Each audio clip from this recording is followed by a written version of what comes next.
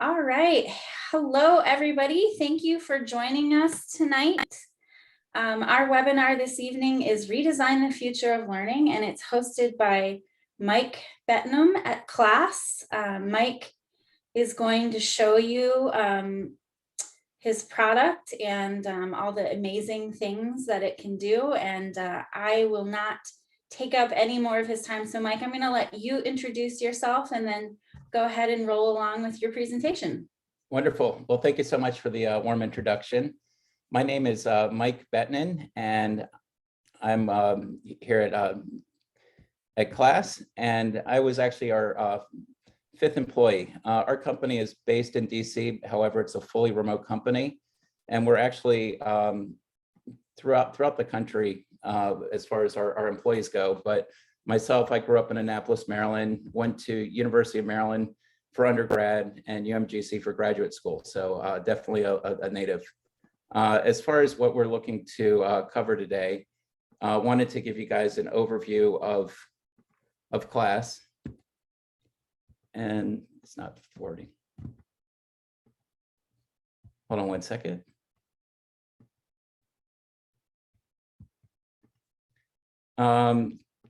So as far as what we'll cover today, wanted to go through a couple of use cases of thinking about Class, which is actually called Class for Zoom as our platform, both inside a virtual school and an online program, as well as what this might look like, thinking a little bit outside the box for areas such as college and career preparedness for K through 12, as well as for virtual field trips, and for staff professional development. So, during COVID, everyone was kind of thrown in the deep end, and everybody was kind of scampering to kind of find a platform to use for synchronous delivery of courses. We did an interview of multiple different adjunct professors, teachers, full-time professors, and what we found was that there was a myriad of areas that were inherently missing from the online experience. Areas such as being able to automate the attendance, being able to proctor exams, giving one-on-one discussions with your pupils. And what Class did was we took a platform that was really purposely built to be a web conferencing tool, that being Zoom, and transforming it to something that was purposely built for teaching, learning, and pedagogy. Within Class, our founder, his name is Michael Chasen, and he's the same gentleman that started the company Blackboard. He has three kids, and his third grade daughter was a student at within Montgomery County Public Schools. And during the pandemic said, you know what, we can do something a little bit better, which is kind of the whole origin story of Class. As far as, kind of where we're working, presently we're working with Prince George's Community College, and we're in active conversations with Montgomery County Public Schools, and a number of other higher ed institutions as well. As far as kind of, thinking about the classroom experience on Zoom, there's definitely areas from the pandemic that it's been a really long couple of past years where instead of everyone being thrown in the deep end without their water wings on, now's really the time to repurpose and being able to refine what synchronous and high flex looks like with a little bit more thought and time behind it. So really, to get at the crux of kind of the best ways to use online delivery is to have a differentiated student experience for different learners. These can be when you're training your faculty members and your teachers, as well as the students themselves. And what we really want to do is pretty much across the board, K through 12 and higher education, being able to have greater engagement, being able to see if people are completing their assignments, if they're on task, and really enhancing the teaching and learning experience. And with that, I'm going to exit the PowerPoint and show you what Class looks like in a live environment. So when you see my screen here, you'll notice it's very similar to Zoom out of the box with a little bit of enhancements. Here in the top left corner, this is what we call our instructor or teacher podium. So the instructor is front and center at all times instead of lost in the grid like a Where's Waldo. Here at the top of the screen, you can place your adjuncts or paraprofessionals or co-teachers so that they have a prominent space as well. Pinned directly below me, this is what we call our class camera. So if you're in a hybrid environment and you have some students that are working remote and some at home, you really want to give those students that are at home as much of an in-class experience as possible. So we can do that with an extra monitor here. Another use case for that extra area in the seating chart is for accessibility purposes. So if you needed a sign language interpreter, once again, someone else that would be very important, not to have them lost inside the grid. And last but not least, from the extra camera perspective, we have what's called our instructor cam. So here, all the students can see the work that the instructor is doing, pretty much a document camera that's front and center. When I go into the seating charts here, there's a number of different views. We can organize the student alphabetically by first name, by last name, by hand raise. So whoever got their hand up first, second, third would show up in that order. My personal favorite is our participation tracker. And the way that this works is you'll notice these green, yellow, and red bars next to our students. And the students that are in green, these are the ones that have been actively engaged, actively participating. And the ones on red, these are your students that perhaps are more shy or timid. And they're going to percolate to the top of the screen, specifically in the instructor's view. Once again, this way you can bring them back in the discourse, help them to be called on more and be brought back into the fold. I noticed there's a couple of questions in the chat. Jack, was there anything there? Yeah, well, there's one question, Brian, thanks for asking. The question revolves around how teachers use the instructor cam, which Mike, if you want to speak to. Sure.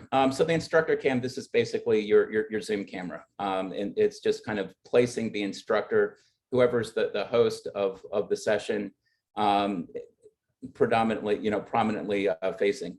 Now, in addition to that, if you had any students that were giving presentations, we could also promote these students to become presenters. And here on the seating chart, I can move all of my presenters to the front of the room. So if you're doing, let's say, a book report or a debate or a group project, you can also promote the students to the front of class view. Within this left panel here, you'll notice that there's some teaching tools, one of which is our LMS integration. So here we're leveraging learning tools interoperability, and we work with all the major learning management systems, whether that's your D2L Brightspace, Blackboard, Canvas, Moodle, etc. And there you can launch it and it'll show up directly inside the frame of class itself. So you're not sending your students off to disparate websites and hoping that they arrive in the classroom setting. As far as being able to work within breakout rooms, we've made some pretty significant enhancements here. Within traditional Zoom settings or Teams or Google Classroom environments, breakout rooms can be a little bit dicey in the sense that you can't see what all your learners are doing. Here I have several options. I can assign automatically, I can assign manually, or I can allow the students to self-select which breakout rooms they want to attend. When I launch the breakout rooms here, I can rename them. So this might be my blue reading group, my red reading group, my yellow reading group. And I can swap out James for Suzanne, and I can move Cassandra to breakout room 3. And once I have it the way that I want it configured, I can recreate it so it'll persist from session to session. And when I open up all the rooms, you're going to see something where we've got a little bit of a different view than you would normally see. Here I can see all the different breakout rooms all at once. I can look in the left panel, I can see who has their hands raised, who's actively speaking, and I can also have differentiated content for each group. So here I can launch a web page for them to view in breakout room 1. I could give them a whiteboard to work on. I could give individual whiteboards to each student in breakout room 1, or have one that they can work on together. And in breakout room 3, I might want to launch a survey. So here we can do a full station rotation, have them go through, all work on different artifacts, and then when they reconvene in the main room, being able to share their findings. Another great feature within class is our Proctor view. So within the Proctor view, this doesn't necessarily just have to be utilized during high stakes exams, but also to help guide students through their assignments. This is really impactful for areas like tutoring sessions or being able to kind of help guide the students through their coursework. So here we can see the kids on one side and their screens directly next to them, and we can actually help to guide them through their projects. Was there any other questions in the chat? There's one question, Mike, on integration with Zoom rooms, if you want to touch on that. Sure. So class integrates with pretty much all the permission sets that you have within Zoom would port over to class. So we support the same types of single sign-on. We support Clever.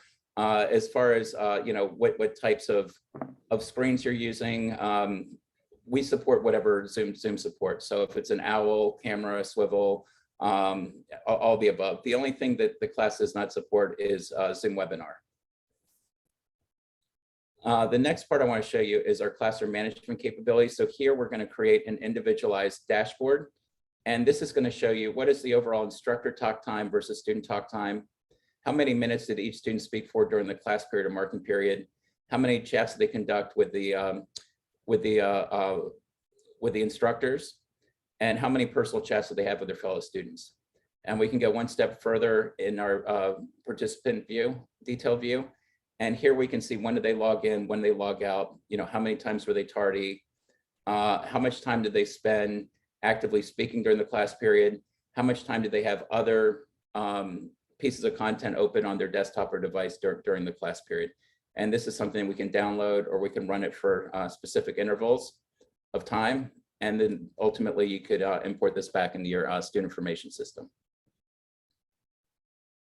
And so as far as, class in its entirety, once again, it's a platform that's going to give much more visibility for your instructors into what the students are doing at home.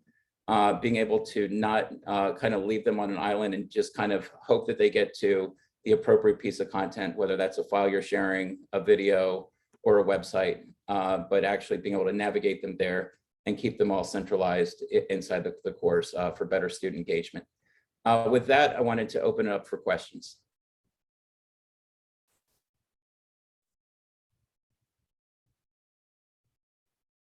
Mike, I see Brandy asked the question on kind of the limits to people in a session.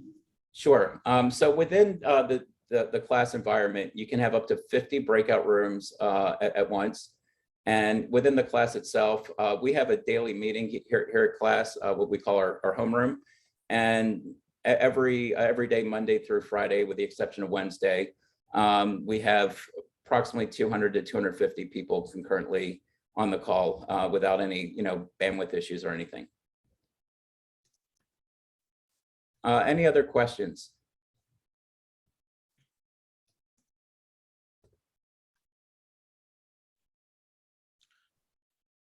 Well, I see Chris just asked a great question. Is there any way to get a free trial to test drive it ourselves? I think that, that is something that definitely should be a continued conversation. Chris, if you want to reach out to me as well, we can set up some further communication. I'll just put my information in the chat as well. So if anyone has any kind of follow-up, I'll put my email as well as my cell phone number, so you can text or call me if maybe there's some question that jumps out at you after. Mike, there also are a couple of other questions, if you don't mind me. Yes, please. Yep. Right. One of them, Jeff asks, what is the youngest age group that teachers have successfully used this with? So I would say there's been a couple of Montessori schools that I've worked with first through third graders. And what's really nice for the younger age category is that there's the ability to be able to, I have a daughter who's in first grade, and if oftentimes they would put into the sidebar or in the chat a web link for them to get to, and within class we can bring them directly to any piece of content, whether that's a video, and the teacher can take control of that video, fast forward, pause, rewind in real time, and navigate through the sites. There's also, which I didn't show you, stars that you can give kids. You can give them 1 through 3 stars. based on, their performance. So, my daughter, I can give her a $20 bill and she won't care. But if she gets a sticker at the end of the week by having 3 stars, that's really going to keep her motivated. Mike, another one I see is the licensing, right? If you could speak a little bit to it. The question revolves around individual licensing versus being pushed by centralized IT. Sure. So this would be based on your, first of all, you have to be on Zoom to run class.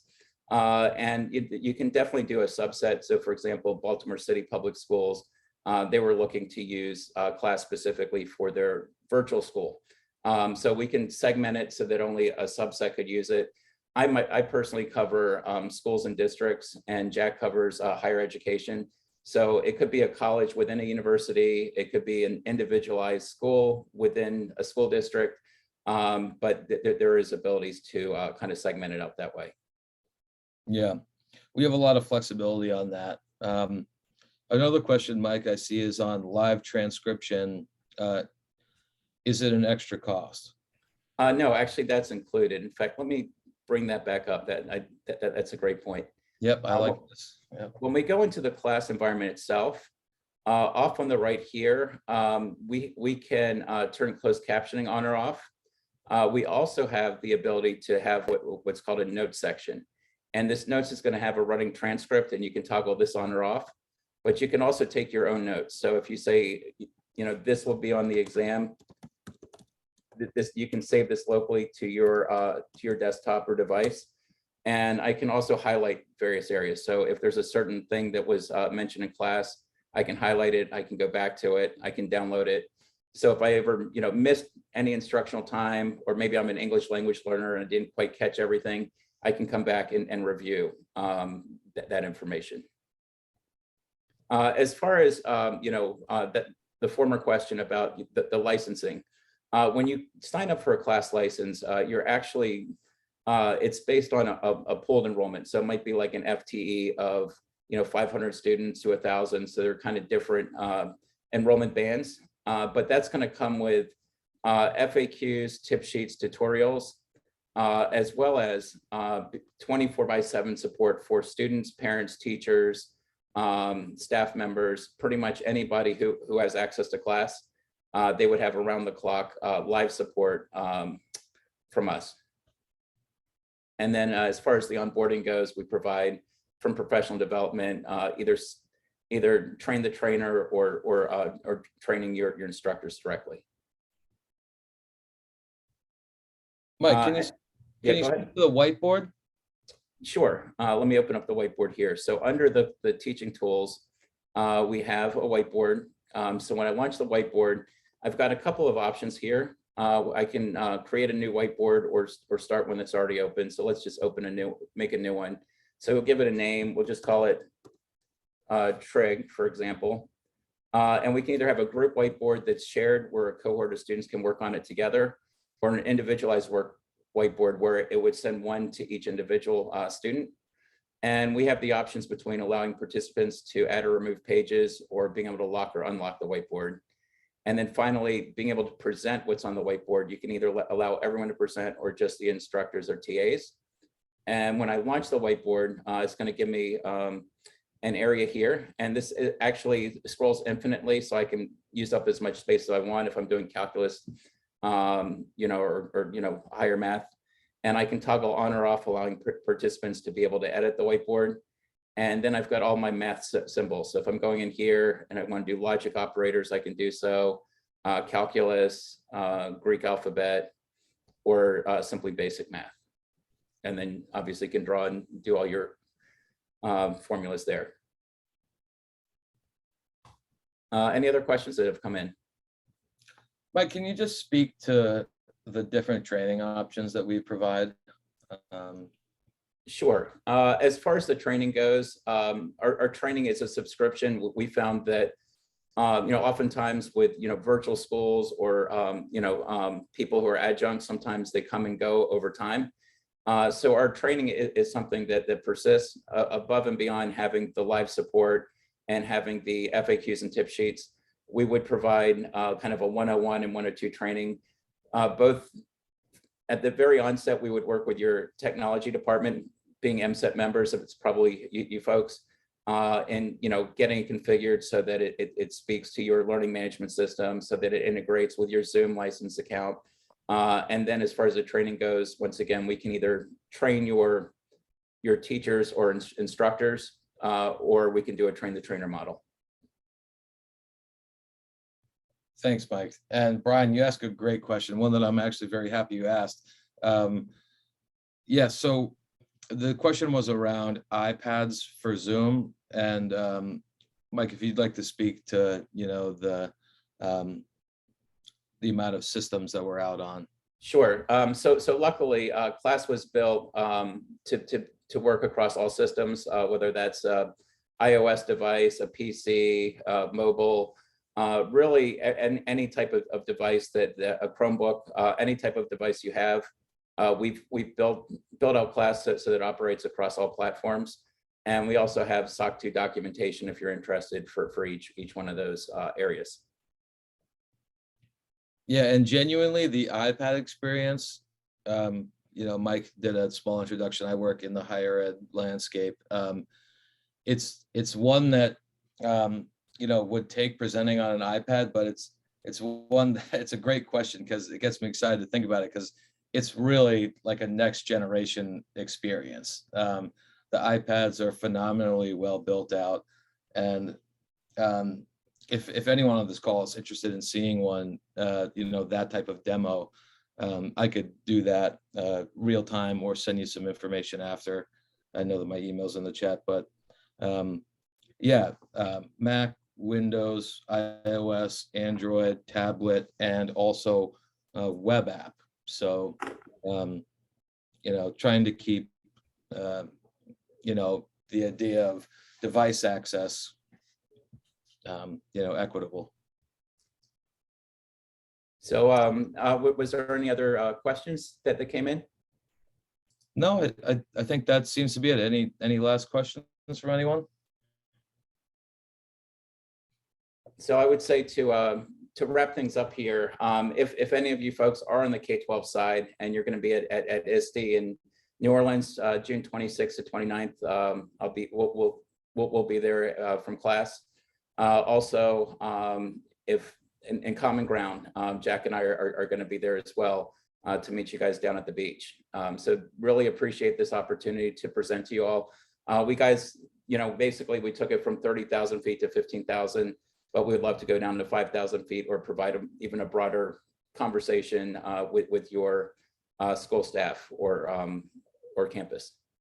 And thank you guys so much for your time. Chris, we'll see you there.